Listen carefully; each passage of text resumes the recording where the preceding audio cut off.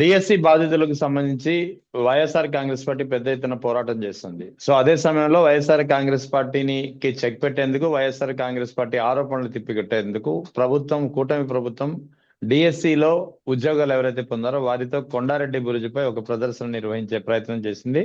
So ఇలాంటి అంశాలపై మాట్లాడేందుకు మనతో జాయిన్ అవుతున్నారు ప్రముఖ విశ్లేషకులు, ప్రముఖ న్యాయవాది రజనీ గారు. నమస్తే మేడం. నమస్తే అండి. మనం ఎలా చూడాలి, ఈ డిఎస్సికి సంబంధించి పెద్ద ఎత్తున ఇష్యూ నడుస్తుంది రాష్ట్రంలో. పక్కన డిఎస్సి బాధిత విద్యార్థులు అవకతవకలు అన్ని అంశాలపై వైఎస్ఆర్ కాంగ్రెస్ పార్టీ నేతృత్వంలో అటు బాధిత విద్యార్థులతో పెద్ద ఎత్తున ఆందోళన కార్యక్రమాలు జరుగుతున్నాయి. సో ఇదంతా ఒకవైపు అయితే, అటు ప్రభుత్వం డిఎస్సిలో ఎవరైతే ఉద్యోగాలు పొందారో వాళ్ళ చేత కొండారెడ్డి బురుజుపై ఒక ప్రదర్శన నిర్వహించే ప్రయత్నం అయితే జరిగింది. ఎలా చూడాలి ఈ రెండు అంశాలను? నమస్తే అండి. ముఖ్యంగా ఏదైతే డిఎస్సిలో అవకతవకలు జరిగింది అంటూ చాలా మంది బాధితులు బయటకు వచ్చి ఆయా నియోజకవర్గ ఎమ్మెల్యేలతో, అంటే మాజీ ఎమ్మెల్యేలతో వారి సాదర బాధకాలు చెప్పుకొని వారితో కలిసి కూర్చుంటూ ప్రతి చోట ధర్నాల్లో డిఎస్సి బాధితులతో పాటే కూర్చున్నారు మాజీ ఎమ్మెల్యేలు గాని, మాజీ మినిస్టర్లు గాని. సో ఇది ధర్మం. అధర్మం ఏంటంటే, ధర్మం అనేది కూడా కాదండి, బైలాకి విరుద్ధం ఏంటంటే, ఒక గవర్నమెంట్ ఉద్యోగస్తులు ఎయిదర్ గవర్నమెంట్ కి వ్యతిరేకంగా కానీ లేదా ప్రతిపక్షానికి వ్యతిరేకంగా కానీ ఏ ఒక్క స్ట్రైక్ లో కానీ వాళ్ళు పార్టిసిపేట్ చేయకూడదని ఒక బైలా ఉంటది, వాళ్ళకి సంబంధించిన రూల్ ఉంటదండి. అంటే మీరు అనుకుంటారేమో, మీలాంటి కొంతమంది అవగాహన లేని వాళ్ళకి తెలుసు ఏంటంటే, ప్రభుత్వానికి వ్యతిరేకంగా ధర్నాల్లో కూర్చోకూడదు ప్రభుత్వ ఉద్యోగస్తులు, అంతే కదండి. కానీ ప్రభుత్వానికి వ్యతిరేకంగానే కాదు సార్, ప్రతిపక్షానికి వ్యతిరేకంగా కూడా కూర్చునే అధికారం ప్రభుత్వ ఉద్యోగస్తులకి లేదు. ఇది రూల్ అండి. ఈరోజు ప్రతిపక్షానికి వ్యతిరేకంగా కొండారెడ్డి బుర్జు దగ్గర వీళ్ళు ధర్నాకి కూర్చున్నారా, లేకపోతే జెండాలు పట్టుకుని కూర్చున్నారా, లేకపోతే నిరసనలు తెలియజేస్తున్నారా? అరే ఏంటది? ఎంతమంది గవర్నమెంట్ ఉద్యోగస్తులు వాళ్ళు? 16,000 మంది గవర్నమెంట్ ఉద్యోగస్తులు. అక్కడికి వాళ్ళని కొండారెడ్డి బురుజు దగ్గరికి ఎవరు తరలించారు? వారికి బస్సు సౌకర్యాలు ఎవరు పెట్టారు? వాళ్ళకి చికెన్ దమ్ బిర్యానీలు, లేకపోతే కర్డ్ రైస్లు, సాంబార్ రైస్లు ఆర్డర్ల మీద తెచ్చిన వాళ్ళు ఎవరు? ఆ హోటల్ బిల్లులు కట్టిన వాళ్ళు ఎవరు? నైట్ వీళ్ళకి అకామిడేషన్ ఇస్తూ ఆయా లాడ్జీలు, హోటళ్లు, రూములు, ఓయో హౌస్లు ఇవన్నీ కూడా బుక్ చేసి ఉపాధ్యాయులకి సపోర్ట్ గా నిలబడినటువంటి ఎమ్మెల్సీలు ఎవరు? వారు ఆ నియోజకవర్గ కర్నూలు పరిసర ప్రాంతాల్లో ఎందుకున్నారు? వాళ్ళు దగ్గరుండి ఈ ధర్నాలు ఎందుకు చేపిస్తున్నారు? అవతల ప్రతిపక్షం వాళ్ళు అడిగింది ఏంటి? సిబిఐ విచారణ. సిబిఐ విచారణ అయ్యే వరకు, ఆ రిజల్ట్ వచ్చే వరకు గౌరవ డిఎస్సిలోంటి ఏ ఉద్యోగాలు తొలగించబడవు. సిబిఐ విచారణ కేస్తారంతే, అక్కడ ఎంక్వైరీ జరుగుతుందంతే. టీచర్లను ఎంక్వైరీ చేయరండి, టీచర్లను ఎంక్వైరీ చేయరు. టీచర్లకి పేమెంట్లు అంటే ఈ పోస్ట్ కి 50 లక్షలు, ఈ పోస్ట్ కి 30 లక్షలు అంటూ మీతో బేరసారాలు కుదుర్చుకున్న వాళ్ళని, ఆయా నియోజకవర్గ ఎమ్మెల్యేలని, వాళ్ళని అనుసంధానంగా చేస్తున్న ఎంపీల్ని, సో మిగతా వారు ఎవరైనా పెద్ద పెద్ద వారిని విచారణ చేస్తారు. ఉపాధ్యాయుల ఉద్యోగాలు తొలగించబడవు. సో కానీ వాళ్ళేమంటున్నారు?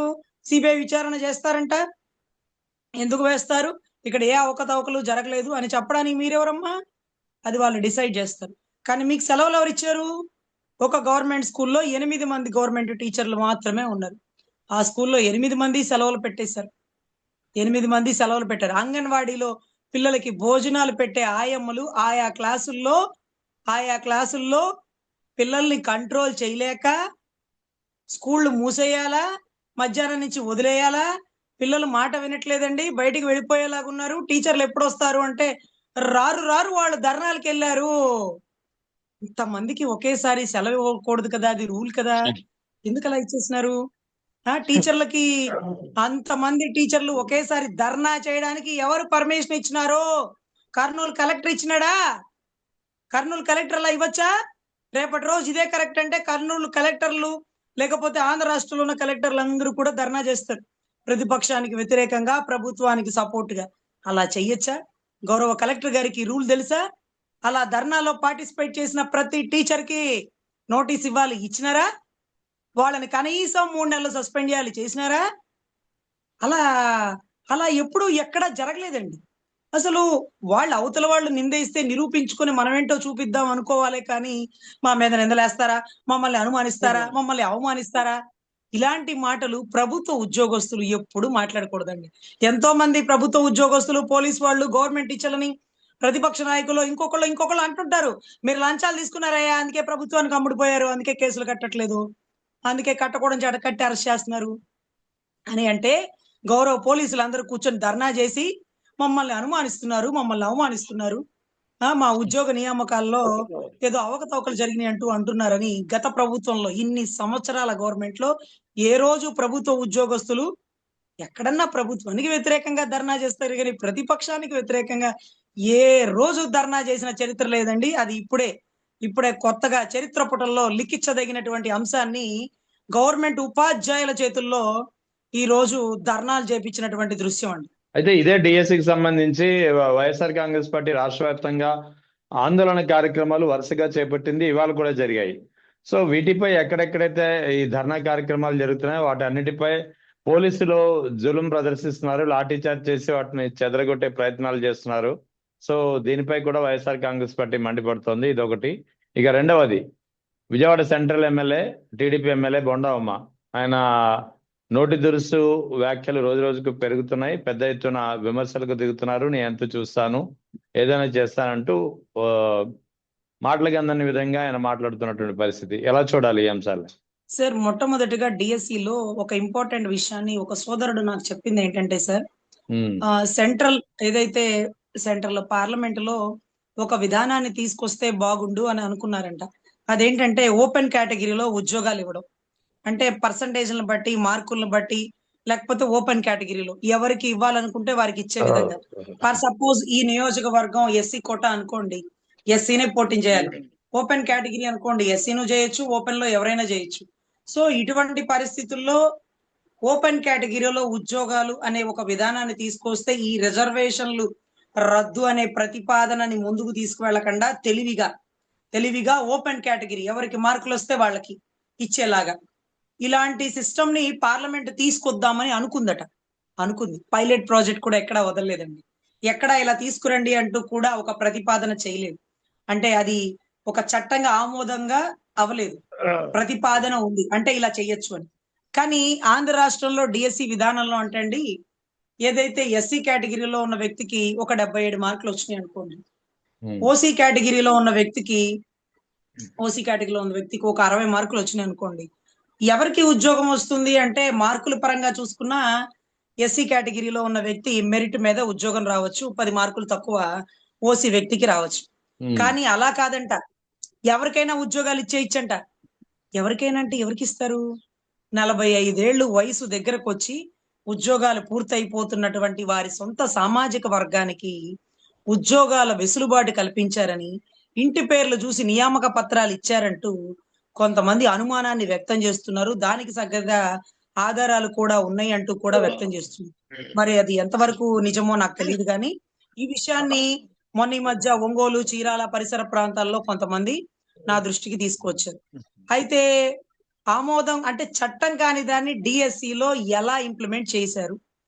పార్లమెంట్ లో చట్టం అవ్వదాన్ని ఇంప్లిమెంట్ చేస్తే ఇది చట్ట విరుద్ధం కాబట్టి ఈ టోటల్ డిఎస్సి కూడా క్యాన్సిల్ అయిపోయే అవకాశాలు ఉండవచ్చు. ఇప్పుడు వరకు కేవలం స్పోర్ట్స్ కోటాలో అవకతవకలు జరిగినాయి, పేపర్ లీకులు జరిగినాయి. పేపర్ లీకులు ఎక్కనేయండి అంటే ఒక ఇన్స్టిట్యూట్ నుంచి ఉద్యోగాలు, ఇదిగో మా ఇన్స్టిట్యూట్ లో చదివితే మొత్తం 60 మందికి ఉద్యోగాలు వచ్చేసినాయి. ఎలా?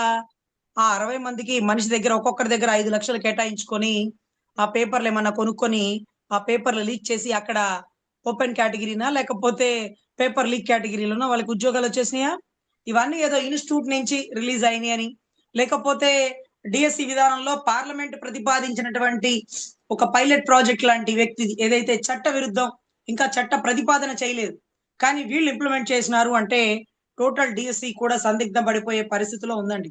అయితే చాలా వరకు ఇంటి పేర్లు చూసి ఉద్యోగాలు ఇచ్చారనేటటువంటి అనుమానాన్ని కూడా వ్యక్తం చేస్తున్నారు. సో సొంత సామాజిక వర్గానికి మెప్పు పొందడానిక అంటే గతంలో జగన్ గారు అన్నారండి, ఇతను ఎప్పుడు ప్రభుత్వంలో ముఖ్యమంత్రిగా ఉన్నా ప్రతి ట్రిప్ 2-3 ట్రిప్పులైనా పేపర్ లీకులు జరుగుతుంటాయి అని. ఆ పేపర్ లీకులు జరిగి ఎవరిని బలోపేతం చేస్తారు? వారి సొంత సామాజిక వర్గానికి మాత్రమే అమ్ముకుంటారా? మిగతా వాళ్ళకి అమ్మరా? వాళ్ళు మాత్రమే ఎదగాల? ఎప్పుడు వాళ్ళ మోచేతి నీళ్లు తాగాలా మేము? కష్టపడి చదివినోడికి అవకాశం ఇవ్వకుండా పేమెంట్లు ఇచ్చినోడికి అవకాశం ఇవ్వడం అయితే ఒక ఎత్తు అయితే, ఆ పేమెంట్లు కూడా మా సొంత సామాజిక వర్గం ఇవ్వాలి అనేది ఇంకొక ఎత్తు. సో ఇది అనుమానమా? లేకపోతే అవాస్తవమా? లేకపోతే నిజమా అనేది ఇంకా కూడా ఎంక్వైరీ జరుగుతుందండి. Either enquiry will be completed.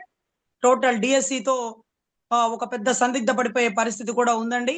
అది ఓపెన్ కేటగిరీ ఇచ్చారా? లేకపోతే రెగ్యులర్ గా ఉండేటటువంటి కేటగిరీలో ఉంచారా? లేకపోతే దళితులకి పెద్దపీట వేసినారా? ఇంకొకళ్ళకి వేసినారా? ఇదంతా కాదు కదా! రిజల్ట్‌ని బట్టి కదా! పేపర్ ఎందుకు లీక్ అయింది? పేపర్ ఎక్కడెక్కడ చోట లీక్ రైట్. అయింది? వీళ్ళందరూ పేపర్ లీక్ అయ్యేలో పాస్ అయిన వాళ్ళా? పాపం కష్టపడి పైకొచ్చిన వాళ్ళా? ఎవరు అనేది అర్థం గాని పరిస్థితిలో నిజంగా కష్టపడి పని చేసి చదువుకున్న వాళ్ళకి ఇలాంటి పనికిమాలిన పనులు అవతలోళ్ళు చేస్తుంటే ఆ నింద వాళ్ళకి కూడా అంటే అవకాశాలు ఉన్నాయండి పాపం. సో దయచేసి దీని మీద సమగ్ర విచారణ సిబిఐ చేస్తేనే అసలు total DSC not only the sports quota total DSC open కేటగిరీలో వేసినారా? లేకపోతే ఏ కేటగిరీలో వేసినారు? ఎవరెవరికి పెద్దపీట వేసినారు? ఆ ఉద్యోగ నియామకంలో ఉండే వాళ్ళ సంఖ్య ఎవరు? వాళ్ళ మార్క్ లిస్ట్ ఎంత? మార్క్ లిస్ట్ ఆన్‌లైన్‌లో డిస్‌ప్లే అవ్వకపోవడం ఏంటి? మార్కులు కనపడకపోవడం ఏంటి? తర్వాత అండి పరీక్షలు 2 రోజులు కండక్ట్ చేశారంట. ఒకటి ముందు రోజు, ఒకటి తర్వాత రోజు. తర్వాత రోజు ఏదో పేపర్ కష్టంగా వచ్చిందని 5 మార్కులు కలిపారంట. ఇదెక్కడ చట్టమో నాకు తెలీలా. 5 మార్కులు కలిపారంట. 5 మార్కులు కలిపిన వాళ్ళు రెండో రోజు పేపర్ ఎగ్జామ్ రాసిన వాళ్ళందరికీ ఉద్యోగాలు వచ్చేసినాయట. అంటే 80-20% లెక్కలో మరేమొచ్చిందేమో తెలీదు. సో వీటన్నిటి మీద సిబిఐ విచారణ వేస్తేనే చంద్రబాబు గారు ఇన్ని సంవత్సరాల నుంచి పెట్టిన ఎగ్జామ్స్ కూడా ఒక అంకురార్పణ వస్తుందండి. ఇలా చేసేవాళ్ళ గతంలో. ఓహో! అక్కడ కూడా వారేనా? ఎక్కడైనా వారేనా? అనేటటువంటి అనుమానం వ్యక్తమయ్యే అవకాశం ఉందండి. అయితే ఈ లాఠీ చార్జ్ చేయడము, ధర్నా చేస్తున్న వారిపై, తర్వాత అటు బొండా ఉమ వర్సెస్ దేవినేని అవినాష్ పై వ్యాఖ్యల తీవ్రత పెరగడం ఎలా చూడాలి? సరే ఇక్కడ లాఠీ చార్జ్ అనే దానికంటే నాయకుల మధ్య ఈ వాగ్వివాదం అనేది మనము ఖండించాలండి. అది ఎవరైనా గాని. ఒకరికొకరు వాడు వీడు అనుకోవడం. వాళ్ళంటే ప్రభుత్వంలో లేరు. కానీ ప్రభుత్వంలో ఉన్నారు. శాసనసభ్యులు మీరు. చాలా అనుభవజ్ఞులు. ఎన్నో సార్లు పోటీ చేసున్నారు. మీరు బందరొస్తా పేర్ని నాని, నువ్వేంటి నీ బతుకేంటి? అక్కడికొచ్చి కొడతా, పైన కింద కొడతా అనే పదజాలం ఎంత నాకు చెప్పడానికే ఛీ అంటే చీదర పుడుతుందండి. ఇలాంటి భావజాలంతో ఒక శాసనసభ్యులు మాట్లాడడం నిజంగా అసలు తెలుగుదేశం పార్టీ మాది చాలా డిసిప్లిన్ పార్టీ. మా భాష చాలా ప్రాముఖ్యతగా ఉంటది. మా భావజాలం చాలా గొప్పది. మా నాయకుడు తప్పు మాట్లాడితే ఊరుకోడు అనేటటువంటి వారికి బహుశా బోండా ఉమా గారి మాటల విశ్లేషణ చూడలేదేమో. సో చాలా దారుణమైన పదజాలం అండి. నువ్వెంత నీ బతుకెంత? ఆయనెవరు వెల్లంపల్లి శ్రీనివాస్ గారు ఆయన ఏనుగులు, వెండి ఏనుగులు దొంగతనం చేసినారంటండి. ఒకవేళ వెండి ఏనుగులు దొంగతనం చేస్తే వెల్లంపల్లి శ్రీనివాస్ గారిని జైల్లో పెట్టాలి. ఆ కేసు జరుగుతుందా? ఆ కేసులో ఎవరెవరి మీద అనుమానం వ్యక్తం చేశారు? అప్పుడంటే మీరు ప్రభుత్వంలో లేరు. అనుమానాలు వ్యక్తం చేయడం మాత్రమే మీ వంతు. ఇప్పుడు నో డైలాగ్స్ కదా! ఓన్లీ యాక్షన్ కదా! ఎత్తి లోపలేయ్. వెల్లంపల్లిని ఎత్తి లోపలేయ్ నీ వల్ల అయితే బొండా అని వారు కూడా అడుగుతారండి. ఎందుకంటే వెల్లంపల్లి గారు తప్పు చేస్తే ఆ ఏనుగు అంటే కనపడే 3 సింహాలు, 4 సింహాలు అన్నట్టుగా పోలీస్ వారికి కంప్లెయింట్ రైజ్ చేయి. వెల్లంపల్లి మీద అనుమానం అను. వెల్లంపల్లి గారిని జైల్‌లో వేయి. ఎంక్వైరీ చేయండి. ఆ రోజు రాత్రి వెల్లంపల్లి గారు వచ్చారా? ఎవరెవరు వచ్చారు? ఎందుకు వెళ్లారు? ఫోన్ ట్రాక్ రికార్డ్ ఇవన్నీ తీయండి సార్. పోయింది బోండా ఉమా గారి సొమ్మో, వెల్లంపల్లి గారి సొమ్మో కాదండి. అమ్మవారి సొమ్ము. అమ్మవారి సొమ్ము. ప్రతి రూపాయి లెక్క చెప్పాలా? స్వామివారి సొమ్ము జోలికొచ్చిన వాళ్ళు ఏ పరిస్థితుల్లో ఏ ఇబ్బందులు ఎదుర్కొంటున్నారో మేము చూస్తున్నామండి ఈరోజు. మళ్ళీ అమ్మవారి జోలికొచ్చారు. కొబ్బరి చిప్పలు, లేకపోతే ఏనుగులు, లేకపోతే సింహాలు ఇవన్నీ పోయినయి కనపట్లేదు. అవి కూడా వెండివి అమ్మవారివి. కేసులు వేయలేరు. అరెస్ట్ చేయలేరు. 100 కోట్ల స్కామ్ చేసిందంట. ఆవిడ రోజా గారు. రా రోజా నీ అంతు చూస్తానంటూ చాలా మంది స్టేట్మెంట్లు ఇచ్చారు. చూడండిరా నా అంతు అంటూ ఆవిడ అంటుంది. చూడట్లేదు. ఎందుకని? భయమేస్తుందా? 100 కోట్లు స్కామ్ చేసినారని ఆ రోజు మా అందరి నోట చెప్పించినారే. ప్రభుత్వంలో ఉన్నాం కదా! ఆవిడని లోపలేయండి సార్ మా పరువు పోతుంది. 100 కోట్ల స్కామ్ అన్నారు కదా! అంటే ఏదైతే క్రీడా శాఖకు సంబంధించి 100 కోట్లు క్రీడా శాఖ ప్రాజెక్ట్‌లోనే లేవు. 100 కోట్లు స్కామ్ చేసిందని 100 వస్తే 100 ఎలా స్కామ్ చేస్తారు? 100లో 10% అన్నా స్కామ్ చేసింది అట్లైనా అరెస్ట్ చేయండి సార్. రూపాయి కూడా పోకూడదు సార్. లెక్క చెప్పాలి సార్ వీళ్ళంటే, కాదులెండి అది కొంచెం ఎంక్వైరీ జరుగుతుందట. ఎంక్వైరీ జరిగే లోపు ఎత్తి లోపలేయచ్చుగా. అలా కూడా లోపలేయడానికి లేదట. ఆ సంతకం ప్రద్యుమ్న గారు చేసినారు. చెక్కుల మీద సంతకం ఆయనే చేసినారు. ప్రాజెక్ట్ ఆయనే తీసుకొచ్చినారు. వీళ్ళు కేవలం ఆ చెక్కులు ఇస్తే ఇలా పట్టుకొని ఇలా ఫోటోస్ దిగిన వాళ్ళు. వీళ్ళకేం సంబంధం అండి? ఎత్తి లోపల వేయాలి ప్రజుజ్మని, లేకపోతే ఎంక్వైరీ చేస్తే ప్రజున్మ అంటే ఏదైతే రోజా గారి మీద కేసు నమోదు చేస్తే ప్రజున్మ గారిని ఎంక్వైరీ చేయాలి. మరి ప్రజున్మ గారిని ఎంక్వైరీ చేయాలంటే ఇప్పుడు లోకేష్ గారి పేషీలో ఉన్నారు, మరి కదిలిస్తే కంపయ్యేలా ఉంది కదా, పాపం ఆగిపోయారు. జోగి రమేష్ గారి మీద, లేకపోతే కొడాలి నాని గారి మీద, వల్లభనేని వంశీ, వీళ్ళందరూ ఇసుక చేసినారు, మట్టి మాఫీ చేసినారు, మైనింగ్ చేసినారు, అవన్నీ కేసులు ఏంట్రా అంటే వాళ్ళు ఏ ప్లేస్ లో మైనింగ్ చేసినారో అదే ప్లేస్ లో వీళ్ళు కంటిన్యూ చేస్తున్నారు. ఒకవేళ అతను మైనింగ్ చేసినాడు అన్నారు అనుకో, ఆ మైనింగ్ ప్లేస్ అంతా సీజ్ అయిపోతుంది. అప్పుడు వీళ్ళు పాపం తవ్వేసుకోవడానికి కుదరదు. నువ్వు తవ్వుకున్నావు, ఇప్పుడు మమ్మల్ని తవ్వుకొని నువ్వు 3 అడుగులు తవ్వుకున్నావు, మేము 15 అడుగులు తవ్వుకుంటాం, 130 అడుగులు తవ్వుకుంటాం, తవ్వేసుకుంటున్నారు. ప్రకృతికి విఘాతం కల్పిస్తున్న వాళ్ళని శిక్షించదగినది ప్రకృతే. అఖండ 2, 3 అన్ని ఒకేసారి కలిపి రిలీజ్ అవుతాయండి. ఎనీవే, బోండా గారు వారి స్వామి భక్తి చూపించుకోవడానికి వాడే భావజాలం చాలా గొప్పగా ఉండాలి. మీరు ప్రభుత్వంలో ఉన్నారు, ప్రతిపక్షంలో ఉన్న వాళ్ళ భావజాలం వాళ్ళది అలా ఉంది, అందుకే అలా మాట్లాడామంటే అది కరెక్ట్ కాదండి. వాళ్ళు ప్రతిపక్షంలో లేని వాళ్ళు 100 మాట్లాడతారు, ప్రభుత్వంలో చట్టసభల్లో కూర్చోవలసిన వాళ్ళు మళ్ళీ రేపు 17 అసెంబ్లీ సమావేశాలు ఉన్నాయి. మీరేం మాట్లాడతారా, ఏం అడుగుతారా, ఏం సమాధానం చెప్తారా, ఒకరి మీద ఒకరు మాట్లాడుకుంటారా, లేని ప్రతిపక్షం గురించి మాట్లాడతారా, ప్రజా సమస్యల గురించి మాట్లాడతారా, రోడ్ల గురించా, మంచినీటి గురించా, పొగాకు రైతుల గురించా? ఆహాహా! రానున్న రోజుల్లో జరగబోయేది ఏంటంటేనండి, చాలా వరకు రైతులట పూర్తిగా అంటే అక్కడక్కడ ఏదైతే ఈ పొగాకు వేసిన వాళ్ళందరిలో పాపం చంద్రబాబు గారి సామాజిక వర్గం వ్యక్తులు ఉన్నారటండి. వాళ్ళు ఇదేంటి మా వాడిని ముఖ్యమంత్రి అని మేం చేసుకుంటే వీడు మా పొట్టాయి కొట్టాడు, మా నోళ్లు కొట్టేశాడు అంటూ వారు బాధపడుతున్నారట. ప్రభుత్వం ఏదైతే ఏమైంది, గత ప్రభుత్వంలో పొగాకు సమస్యలు, మొక్కజొన్న రేటు సమస్యలు, ఆక్వా రైతుల సమస్యలు, ఇలా ఏ రైతుకి కూడా సమస్య ఎదురవలా. అమరావతి రైతుల ఒకే ఒక్క ఉద్యమం తప్ప ఏ ఒక్క రైతు నష్టపోలా. అమరావతి రైతుల ఉద్యమం తప్ప ఇంకెక్కడ ఏ రైతు నష్టపోయినట్టుగా రాలా, మామిడి రైతులకు లేదు. సో ఇలా ప్రతి పరిస్థితిని చూస్తుంటే ప్రభుత్వం మారితేనే అన్ని సామాజిక వర్గం వారికి, వారి సొంత సామాజిక వర్గం వారికి కూడా మంచి జరుగుతుందని భావించే పరిస్థితిలో ఉందండి ఈ రోజు ప్రతిపక్షాన్ని నమ్ముతున్నటువంటి రాష్ట్ర ప్రజల పరిస్థితి.